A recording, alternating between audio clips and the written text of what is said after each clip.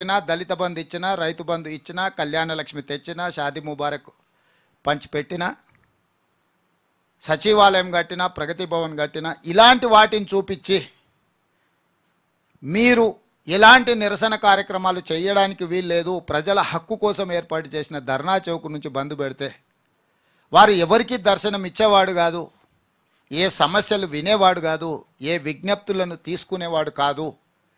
అన్నీ నాకు తెలుసు, అన్నీ తానే నడపాలన్న ఆలోచనతోని తన వారసత్వాన్ని మన నెత్తి మీద రుద్దాలనుకున్నప్పుడు తెలంగాణ సమాజం అప్రమత్తమై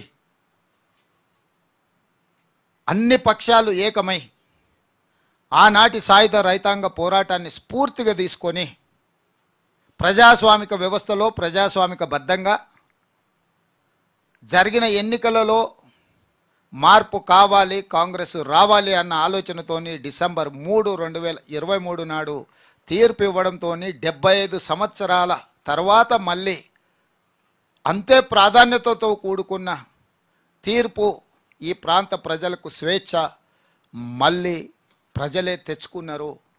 ఆ పోరాటంలో కేసీఆర్ కుటుంబం పతనమైంది. కేసీఆర్ కుటుంబం అధికారం నుంచి ప్రజలు దించివేయడం జరిగింది. ఆ దించివేసిన సందర్భాన్ని సెప్టెంబర్ 17, 1948కి డిసెంబర్ 3, 2023కు 100% సారూప్యత ఉన్నది. పేర్లు మాత్రమే వేరు, విధానాలు ఒకటే, ఆలోచన సరళి ఒకటే. ఆనాడు నిజాం ఉంటే ఈరోజు నయా నిజాం ఉన్నాడు, ఆ రోజు కాసిం రిజ్వీ ఉంటే ఈరోజు ఇంకొక వ్యక్తిని ఆ స్థానంలో పెట్టి సరాసరి నిజాం నకలునే మనకు చూపించండు కేసీఆర్ తప్ప ఎక్కడ కూడా ఆయన ఈ ప్రాంత ప్రజలకు స్వేచ్ఛ కావాలి, ప్రజలు స్వేచ్ఛను కోరుకుంటున్నారు, ఇది ప్రజాస్వామిక దేశం, ప్రజలు ఎన్నుకున్న ప్రభుత్వాలు ప్రతి 5 సంవత్సరాల ప్రజా తీర్పును కోరుకోవాలన్న ఆలోచననే చంద్రశేఖరరావు గారు చెయ్యలేదు. ఆ విధానాలను ప్రజలు తిరస్కరించి ప్రజాపాలన, ప్రజాప్రభుత్వాన్ని డిసెంబర్ 3 నాడు తెలంగాణ ప్రజలు ఏర్పాటు చేసుకున్నారు.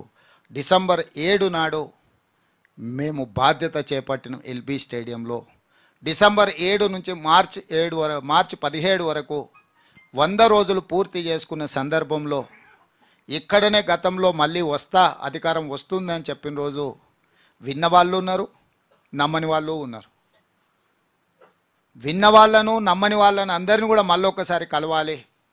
ఈ 100 రోజుల్లో మా పరిపాలన పట్ల మీ యొక్క ఆలోచన, మీ యొక్క విశ్లేషణ, మా భవిష్యత్ కార్యాచరణకు అవసరమైన ప్రణాళికను మీతో కలిసి మాట్లాడి మాది ఎంత గొప్ప ప్రభుత్వం అంటే ధర్నా చౌకే వద్దు, నిరసనలు అనేటివి ఉండనే వద్దు అన్నోళ్ళను కూడా ధర్నా చౌక్లో ధర్నాలు చేసుకోవడానికి స్వేచ్ఛగా అనుమతి ఇచ్చినామంటే మా ప్రభుత్వంలో ఎంత స్వేచ్ఛ ఉందో అదొక ఉదాహరణ చాలు అని నేను అనుకుంటున్నా.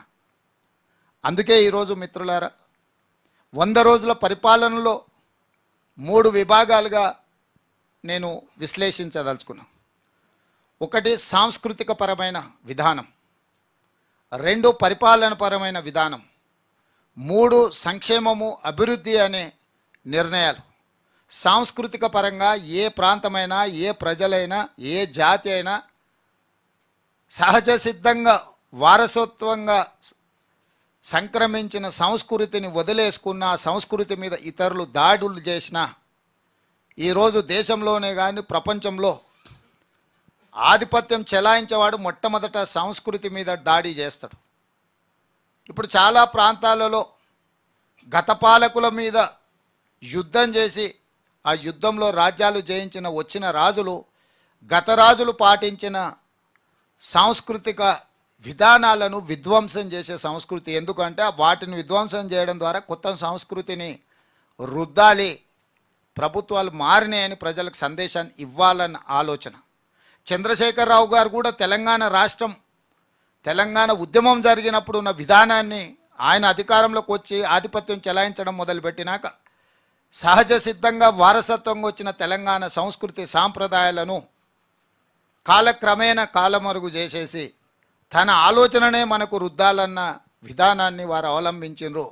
ఉద్యమంలో టీజీ ఉంటే కేసీఆర్ వచ్చినాక టీఎస్ అని తీసుకొచ్చిండు, టీఆర్ఎస్కు నకలుగా టీఎస్ని తీసుకొచ్చిండు. తెలంగాణ తల్లి అని అంటే ఆయన కుటుంబ సభ్యురాలాగానే ఉండాలి, తెలంగాణ నిజమైన తల్లిలాగా కాదు. తెలంగాణ తల్లి అంటే వాళ్ళ కుటుంబమే అన్న విధానాన్ని పోల్చిండు. తెలంగాణ ఉద్యమంలో ప్రజలు పాడుకున్న జయ జయ హే తెలంగాణ తెలంగాణ రాష్ట్రం ఏర్పడ్డ తర్వాత నిషేధానికి గురైంది. ఆ కవులు కళాకారులను ఎవరిని కూడా గుర్తించే ప్రయత్నం కూడా చేయలేదు. తెలంగాణ రాష్ట్రం ఏర్పడ్డ తర్వాత అధికారిక చిహ్నంలో ఉద్యమ స్ఫూర్తి ఉంటుంది, త్యాగాల పోరాటాల విధానాలు ఉంటాయని అందరూ భావించారు. కానీ రాచరిక పోకడలతోనే మేము నయా జమీందారులము, మేము రాచరిక పోకడలతోనే తెలంగాణ అధికారిక చిహ్నం ఉంటుంది అని చెప్పి అధికారిక చిహ్నంలో కూడా రాచరిక పోకడల్నే ప్రదర్శించిండు తప్ప ప్రజాస్వామిక స్ఫూర్తిని కానీ తెలంగాణ ప్రజల యొక్క త్యాగాలను కానీ అందులో ఎక్కడ పొందుపరచలేదు. సాంస్కృతిక విభాగాన్ని ఏర్పాటు చేసిన అన్నాడు తప్ప కవులు కళాకారులను తన గడిలో బంధించి వాళ్ళని పొగడడానికి, వాళ్ళ భుజకీర్తులను పెట్టడానికి అందుకు మాత్రమే వాళ్ళను ఉపయోగించుకున్నాడు తప్ప ఎక్కడ కూడా ప్రజల యొక్క ఆలోచన విధానాన్ని